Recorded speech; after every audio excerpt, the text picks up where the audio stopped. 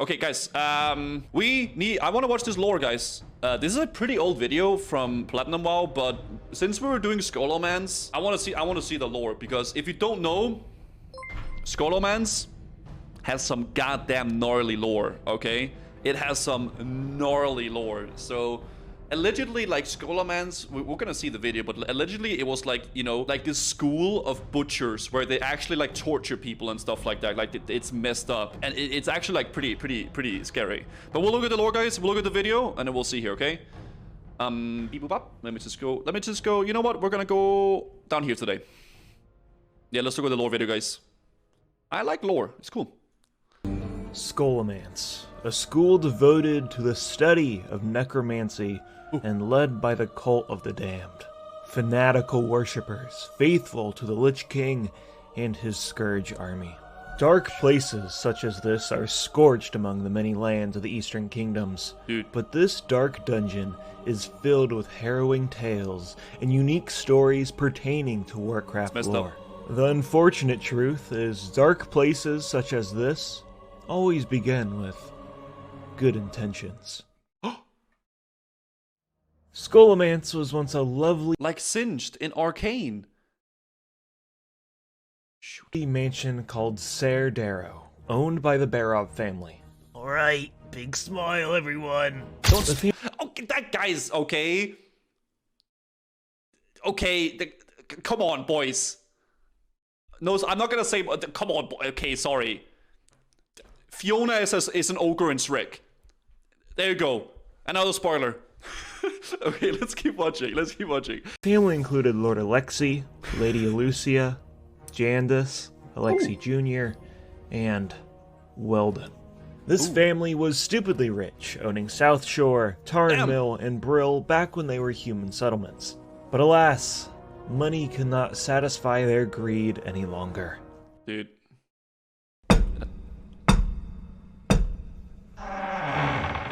Hello.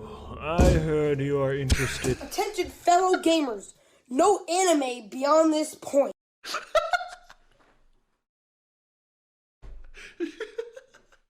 Yo, thank you for the prime.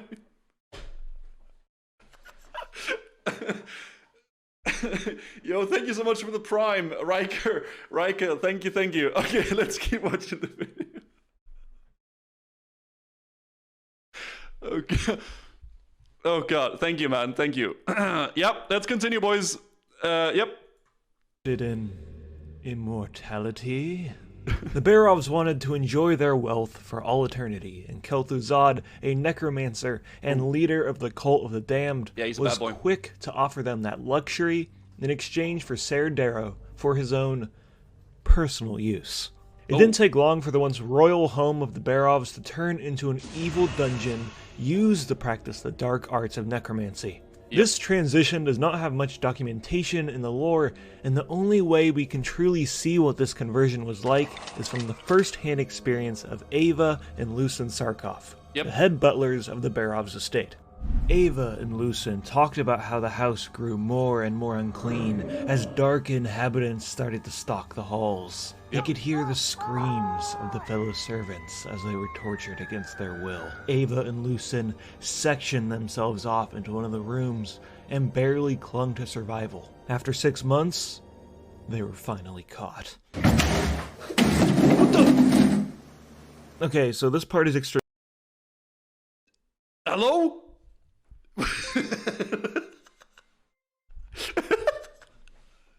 Okay, so far, if we can learn anything, guys, do not make deals with a necromancer, okay? Because usually, it's not a good idea.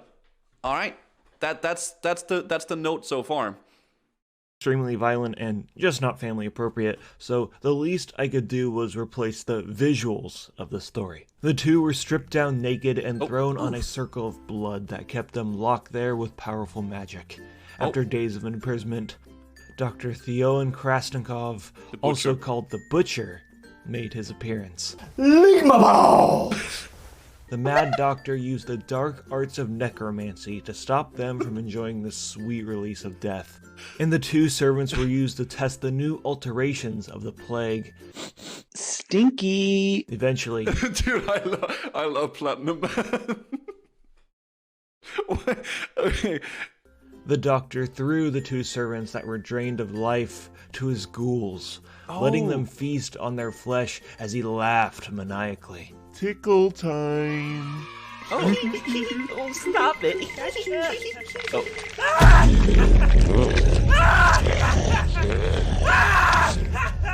Yeah, so, Scholomance, not really a nice place. But hey, at the end of the day, the Barovs got what they wanted. Kind of. Lord Alexei and Lady... Dude. That's a big titty goth GF, man. Jandis. Oh, God. Okay. Lucia were turned into ghostly agents of the Scourge and must be put to rest. Same goes for Jandis, who uses her disorienting illusion magic in combat and is the steward for the innocent blood the Butcher harvests. Totally unrelated, but in Mists of Pandaria, they revamped this dungeon and they gave Jandis a Russian accent for some reason. Oh, it takes some real stones to challenge the mistress of illusion.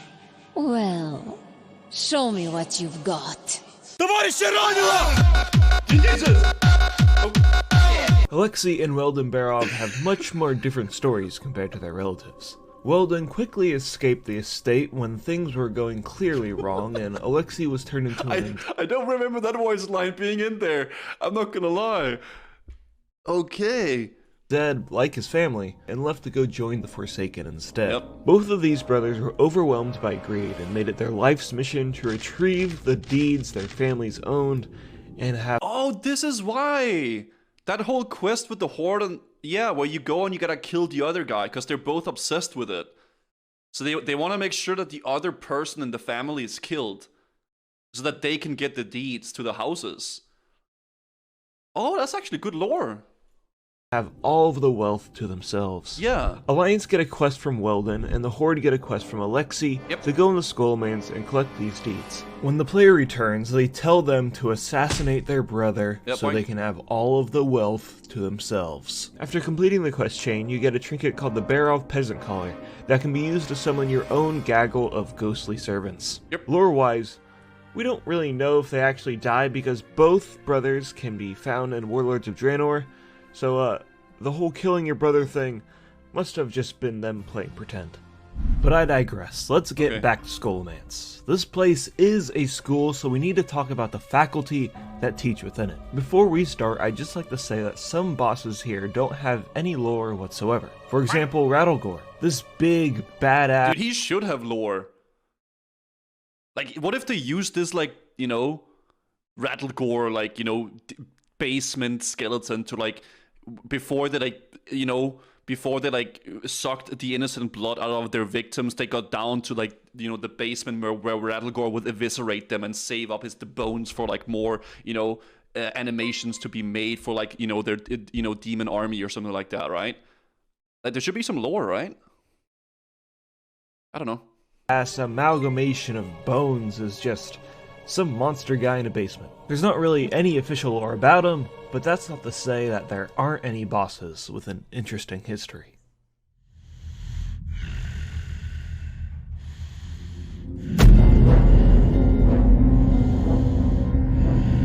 Marduk Blackpool was a ferocious soldier of the Scourge. He led the campaign to destroy the human settlement of Darrowshire, cutting through humans by the dozens with his rune-laden sword.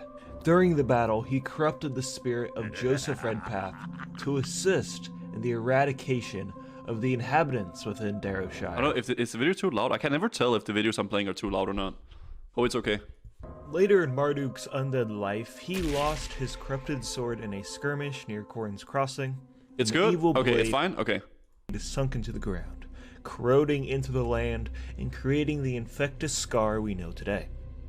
Yeah, this is like the Grand Canyon of Eastern Plaguelands. Like, if you fall down here, it's no good, right? There's like a bunch of slime boys down there as well. Yeah.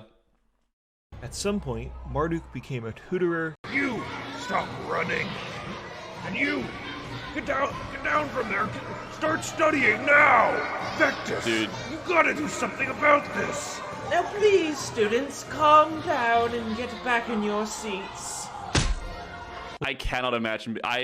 Big respect for anyone who's a teacher or something like that, man. When I look back at my schools and like in high school, how like the kids were acting back then, I don't know how they had the patience for that, man. Like, oh my god, that is Jesus, dude. I big respect to anyone who could be a teacher for a living, man. That you need some serious patience, man. Holy cow. Jesus, servers are back up. Okay, we'll go into the Skolo. Let's just finish this video off, and then we'll go on the server, okay? With his colleague Vectus, they researched the corruption of dragon eggs to make a breakthrough in creating a plagued dragonflight. These dragon eggs were smuggled in from Blackrock Spire by a goblin called Tinky Steamboil, and if the Scourge and Scholomance were evil enough for you, the corrupted dragons only tolerate eating the flesh of tortured and terrified prisoners. What? Dude, that's messed up.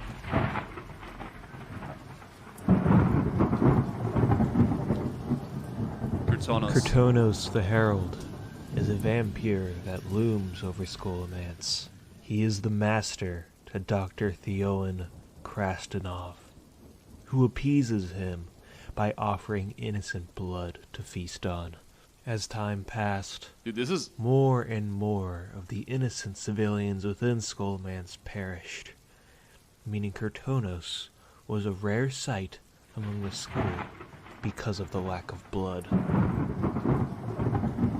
Yeah, that's why you offer him the blood. But adventurers who are brave enough to summon the Herald may be able to put his evil to rest. Dude. Yeah, you offer him up the blood of the innocent so you can kill him in the dungeon. Spooky story, right, kids? Master Genling, you must not dally around telling these children spooky ghost stories and teach them how to reanimate a corpse at once. Yes, sir. Dark Master Ganling and Ras Frostwhisper are the headmasters of Scholomance, and Ganling really has no lore about him except that he's a student of Ras Frostwhisper. Yeah. And Frostwhisper himself has quite the interesting backstory. He was once a mage of Stromgarde and was one of the first people to join the Cult of the Damned and quickly advance through its ranks. I feel like all the time when you see these like big Lich King Andes, like or like Kel'Thuzad, it's always like some like good boy mage who like went down bad and wanted to get really strong, so he went to the dark side, right? So he could help everybody, and he just like went crazy. That's always how it goes, man.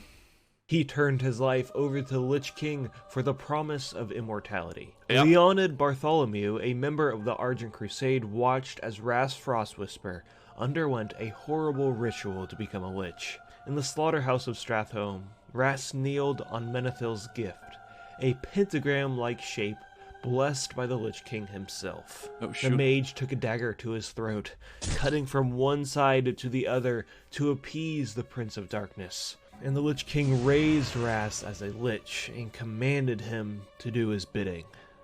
Almost all liches in WoW and fantasy in general have a thing called phylactery, which is basically a vase that their spirit is bound to. If they... Yeah, it's sort of like Harry Potter. You know Voldemort and stuff like that. He has like all those things you gotta kill before Voldemort can die. It's the same thing here, right? You gotta kill the phylactery before the lich dies. So if you kill the lich, you have to destroy the phylactery as well. Yeah, Horcruxes, exactly. They die, their spirit goes into the vase, and then they eventually re-emerge again. The only way a lich can be slain for good is by destroying the phylactery. Yep. Think of them kind of like an evil genie. Yep. But Ras is the exception to this rule, as the only way to bring him back to his immortal form is by using an item called a Keepsake of Remembrance, a personal item from when Ras was living. It's a Horcrux!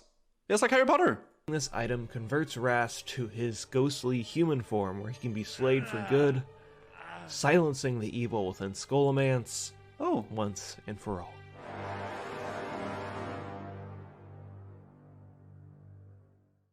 Now, before I leave you, I have one more story to tell.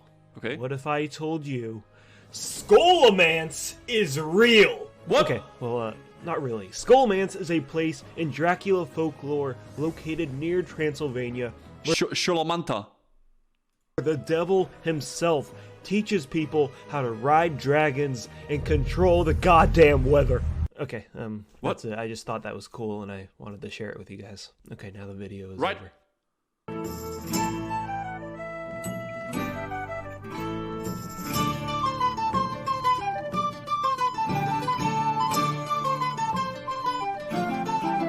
Dude, you know what I really like though?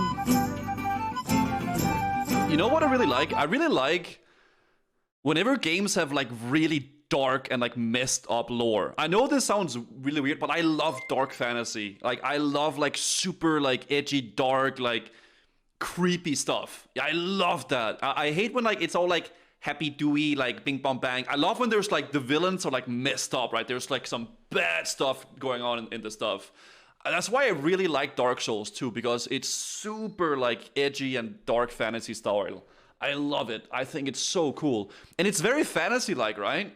Like any fantasy like story or game always have some like messed up stuff happening, because it makes you care about the world more. It makes it seem more real in a way, right? Because there's some really bad stuff and good stuff, and it's cool. I like it, man. So there's the Scholomance lore, guys, for Platinum WoW. Good video, actually. Really, really good.